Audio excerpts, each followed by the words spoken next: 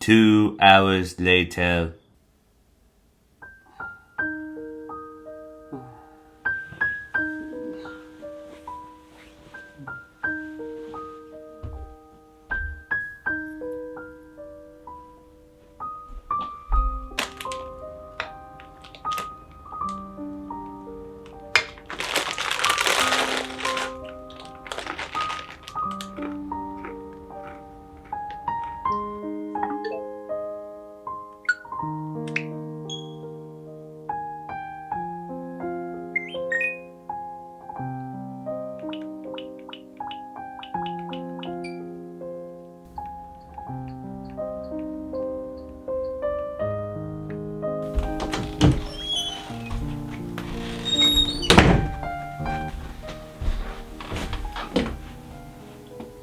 Hey, what's up guys? Mikey here. I'm bored. There's nothing going on in my house right now. It's the same shit. I need something to mix it up, give me some excitement, or an endorphins rush of some kind. You know what they say, variety is the spice of life. I just wish I knew what the perfect spice was to spice up my life in this case though. Maybe doing the same thing I always do will give me some inspiration. Pranks a Lot is the episode where SpongeBob and Patrick use invisible spray to make themselves invisible and trick everybody in Bikini Bottom into thinking they're ghosts. Like SpongeBob Meets the Strangler, this episode aired on October 11, 2004, and is not only the final episode of Season 3 in both premiere and production order, but it would have been the final standard episode of the show if it didn't end after the SpongeBob SquarePants movie came out a month later on November 19, 2004. And as Steven Hillenburg was the showrunner, he would step down after this episode and wouldn't return to the show until 2015, after the SpongeBob movie Sponge Out of Water, to help with the second half or so of Season 9, and then would later get diagnosed with ALS and would stay on the show for as long as he could until his passing in November 2018. So while this episode will unknowingly be the last of several things in the show, it would have been the last of the show if Nickelodeon didn't get greedy. As a fun fact, this episode is the only one of Season 3 to show Sandy's tree dome at all, and is, as of Season 15, the only time Mrs. Puff's kitchen is shown on screen. Now, as previously stated, I remember watching this and its sister episode on VHS when renting the Seascape Capers VHS from my local video store as a kid. And while I don't remember if I got this before the episodes aired on TV, I oddly remember watching this one more often than SpongeBob Meets the Strangler, whether on tape or on my old iPod at the time. And as a result, I recall so many fun times with this episode in particular. So let's watch this episode and see if it would have been a worthy episodic finale of the show. So the episode starts up and SpongeBob takes Patrick to the Palace of Pranks, the best novelty shop in Bikini Bottom, where SpongeBob got his booby-trapped peanut brittle can, which Patrick falls for every time, much to SpongeBob's amusement. They go inside and see nothing but novelty items, including another gag peanut brittle can. See? Every time. SpongeBob introduces Patrick to Frank, the owner of the shop, who teaches Patrick about the Joy Buzzer and how pranks are for the enjoyment of the prankster. That is, until injuries happen. Frank shows what came in that day, including exploding chewing gum, a gag dollar, a whoopee cushion, and various vomits. Then Frank shows off the invisible spray, which SpongeBob and Patrick decide to buy, even though it does stain clothes. Later that day, SpongeBob and Patrick decide to prank people by pretending they're floating in midair after spraying the park bench to make it invisible.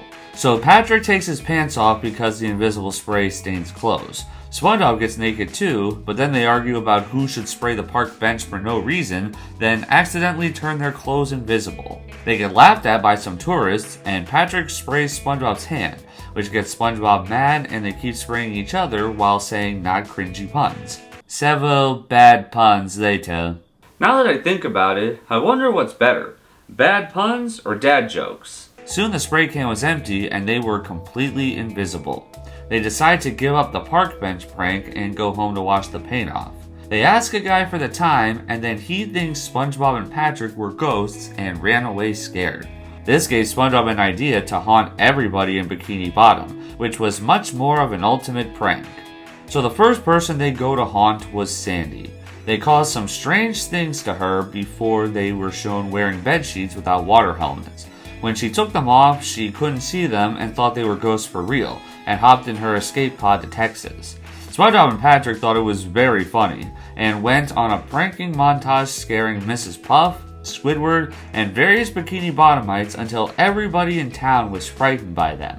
SpongeBob and Patrick were proud of their prank, but the only guy left in Bikini Bottom to scare was Mr. Krabs, who says he ain't afraid of ghosts. Later that night at the Krusty Krab, Mr. Krabs brags about not being afraid of ghosts. Well, why is he inside with the blinds shut instead of outside with the blinds shut? Mr. Krabs talks to the audience, explaining every safety precaution and anti-ghost armor that's necessary for a sailor to keep ghosts away, including a ping pong paddle. Just kidding, it's a specter deflector. SpongeBob and Patrick show up as ghosts and haunt Mr. Krabs. He is soon scared out of his mind and tries to escape, but he can't because the pranksters glued the door shut, replaced the glass with rubber, and clogged the toilets. The toilets make sense, but how did they glue the door shut and replace the glass with rubber without Mr. Krabs noticing? SpongeBob then decided to burn one of his dollars, but Mr. Krabs put out the match and exposed SpongeBob and Patrick as the Bikini Bottom ghosts. SpongeBob and Patrick were embarrassed, but Mr. Krabs was cool with it, saying he played pranks when he was a kid too because it was a good laugh. They explained they were naked because of the invisible spray, so Mr. Krabs seemingly let them go free, but then they got exposed in front of everybody in town. They don't think of running out the back door with everybody cheering at them. SpongeBob says they should have bought the whoopee cushion, and the episode ends. If this was real life, they would look so much worse naked. So that was Pranks a Lot, and that is a really funny episode. So funny that I think that's the spice I've been needing in my life this whole time. World of pranks, here I come.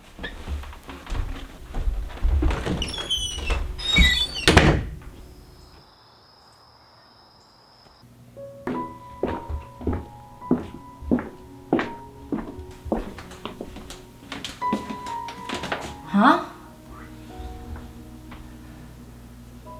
That's odd. No one's home. Where did that sound come from? Huh? Why is my water bottle upside down? And why are my Nightmare Before Christmas jars upstairs when they're supposed to be downstairs? Well, as long as my book on puppetry is fine, then I assume it was... Ooh. Ghost! This is crazy. I'm getting out of here.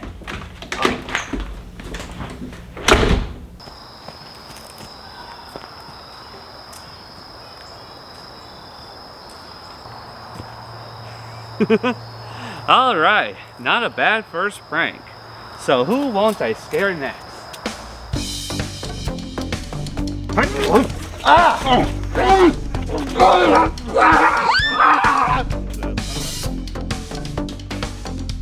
Did you see that?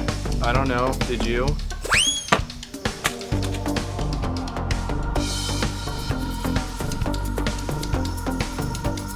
Ooh.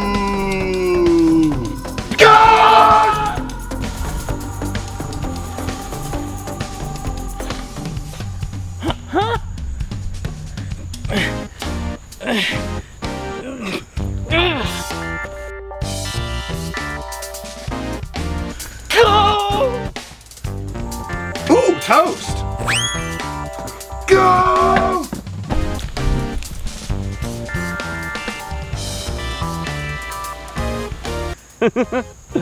Oh, thank God I watched that episode today. That was the perfect spice I needed in my life right now.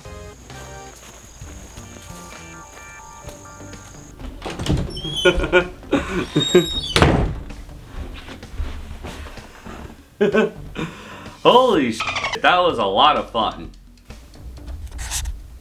Anyway, Pranks a Lot is a really funny episode. The montage with SpongeBob and Patrick scaring everybody else in town is so funny, especially with the one guy who says toast instead of ghosts. I just love the visuals of the barren surfboard, Squidward with a mustache, and the cake getting eaten followed by Mrs. Puff deflating herself.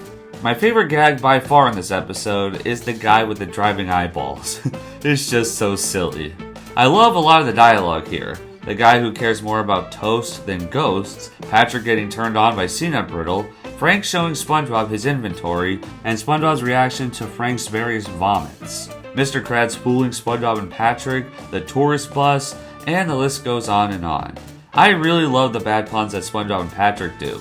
They're not cringy, and it's a way that makes bad puns work without overdoing them in my opinion, compared to whatever the f this is. I also like that this episode does get a little wild and crazy with SpongeBob and Patrick doing their pranks, but it doesn't go too far or over the top. If this came out in today's day and age, like season 13 or so onwards, I feel like the pranks would be a lot more flashy than just what we got with the guy whose eyeballs can drive. Think about Mrs. Puff deflating, but to the nth degree. It would be all flash without funny, focusing more on trying to make the visuals memorable and meme-worthy than actually writing funny dialogue. The exploding chewing gum is great, followed by the "I don't get it." I like SpongeBob and Patrick's pranking montage, and Mr. Krabs being scared the way he was both good, and it didn't feel mean-spirited. The way they messed with him was more than what they did with Sandy and her belongings, but it was still good. And speaking of Sandy, the part that left a bigger impact in my mind as a kid was this visual when Sandy screams. For some reason, the background visual combined with the screen shake and music cue startled me a bit when I was young. Nowadays, it's no problem, and it never made me want to avoid that part of the episode like the big fat meaty visual from episode 104, New Student Starfish. But hey, a good example of how everybody perceives things differently and different visuals stick with different people for different reasons. If I were to nitpick some things, I will say the shots way in the background when SpongeBob and Patrick were invisible didn't make a lot of sense to me, or how the hell everybody got inside the Krusty Krab so quickly with the front door glued shut without SpongeBob and Patrick noticing, or how the ocean at Goo Lagoon didn't wash the paint off but the water from the bucket did. As for the first, I think that could go along with the whole pranking theme and trick the viewer into thinking that's where they were talking, so that's fine. But as for the other two, they kind of break the episode. I don't think this would make the episode better, but I wonder what it would have looked like if SpongeBob and Patrick left the Krusty Krab and they didn't notice the crowd until they left the restaurant, and then they got laughed at that way, and then run home naked with everybody chasing them laughing. But like I said, just a thought. And with everybody cheering at them being naked, I'm surprised they all love looking at naked civilians so much because that's called an invasion of privacy in some countries. Ah well, moving on from public nudity, I still think this is a really good episode all around. It's quite memorable and has quite a bit to love.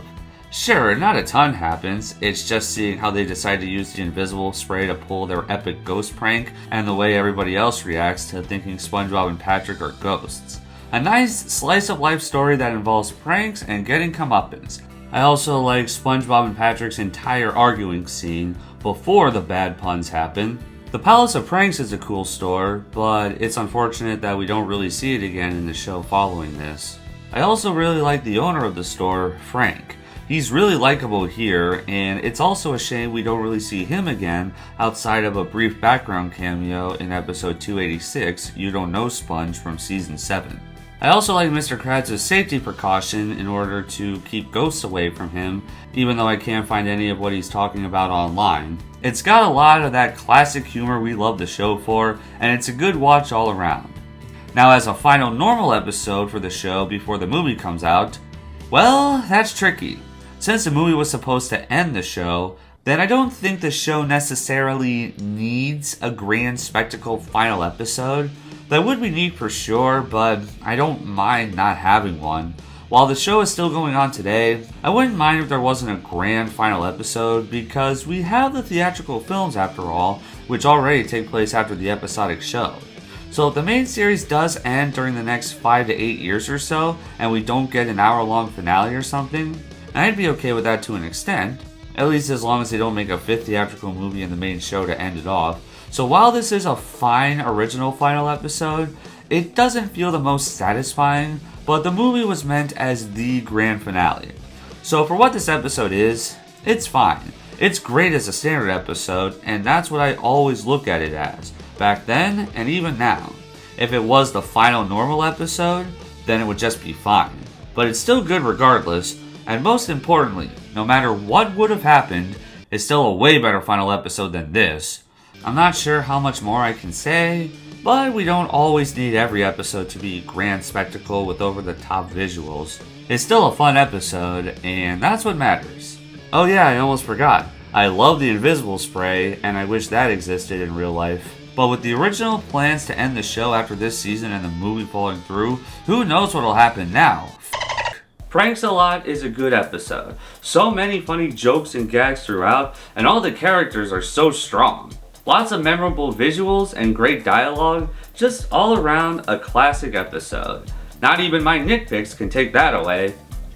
And with that, all of season 3 is done. Which means I can now continue the tradition of making my oddly short and specific dreams come true.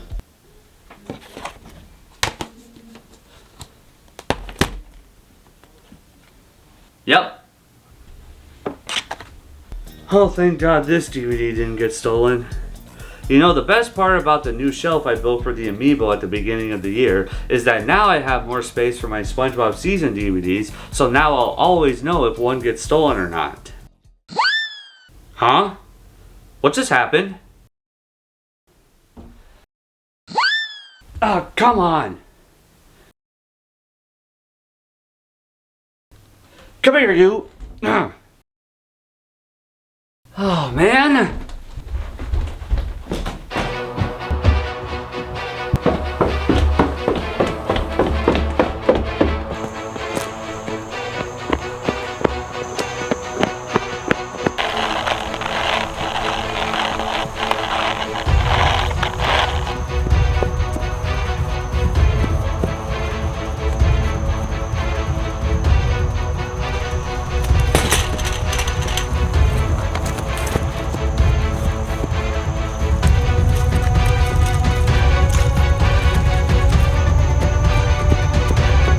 $117 later.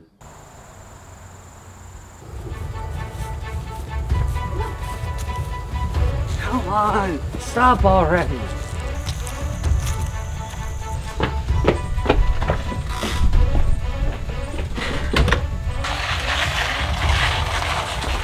Gotcha! Finally! It took 2 hours, but I actually caught up to you. Why is it so dark in here?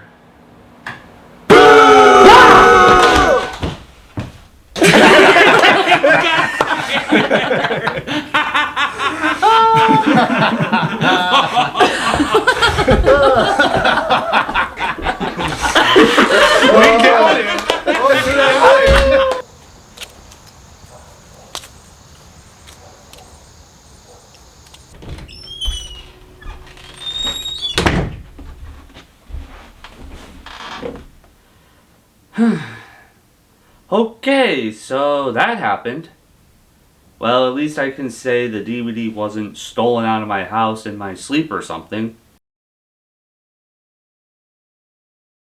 Oh, that's why this whole thing happened. I forgot to put my cleats on after I woke up this morning. Oh well, you live, learn, and get ridiculed. Anyway, Pranks-A-Lot is a good episode. And now I can finally do this.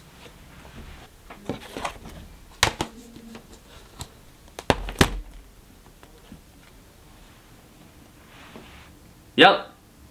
And now I can say I've talked about every single episode from the show's original run. That's wild. And now there's only another 12 seasons worth of episodes left to talk about. Wait. I said 11 seasons last time.